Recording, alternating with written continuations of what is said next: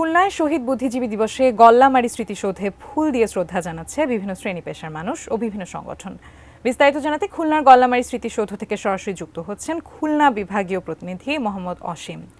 অসীম, আমরা জানি শহীদ বুদ্ধিজীবী দিবসে জাতির শ্রেষ্ঠ সন্তানদের শ্রদ্ধা জানাতে প্রস্তুত সমগ্র দেশ। সেক্ষেত্রে গল্লামারী স্মৃতিসৌধে সূর্য সন্তানদের প্রতি শ্রদ্ধা নিবেদনে মানুষের ভিড় কেমন দেখছেন, আমাদের বিস্তারিত জানাবেন।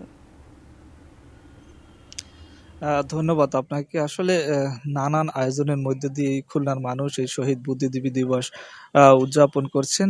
আমরা যদি বলি প্রথম প্রহরে অর্থাৎ গতকাল রাত ১২টা ১ মিনিটেই এখানে ফুল দিয়ে শ্রদ্ধা জানানোর মধ্য দিয়ে দিবসের কর্মসূচি শুরু হয়। একই সাথে আজ সকালে খুলনার বিভাগীয় কমিশনার, খুলনার জেলা প্রশাসক এবং বিভিন্ন রাজনৈতিক দল বিএনপি, সিপিবি, জাসদ এবং বিভিন্ন সংগঠনের পক্ষ থেকে কিন্তু এই গল্লামারী স্মৃতিসৌধে শহীদ বুদ্ধিজীবীদের স্মরণ করা হয়।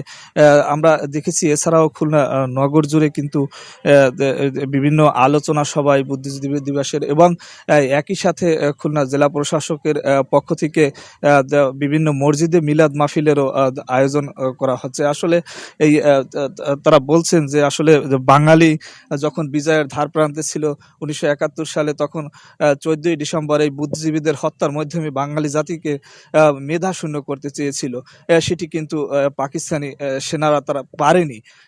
সে কারণে তারা বিভিন্ন এই খুলনার মানুষ শহীদ যারা শহীদ হয়েছেন তাদের কিন্তু বিভিন্নভাবে স্মরণ করছে এই খুলনার মানুষ। আমার কাছে সব মিলিয়ে ছিল গল্লামারী শহীদ স্মৃতিসৌধ থেকে বুদ্ধিজীবী দিবসের সর্বশেষ খবর।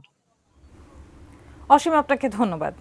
দর্শক, খুলনার গল্লামারী স্মৃতিসৌধ থেকে যুক্ত হয়েছিলেন সেখানকার প্রতিনিধি মোহাম্মদ অসীম।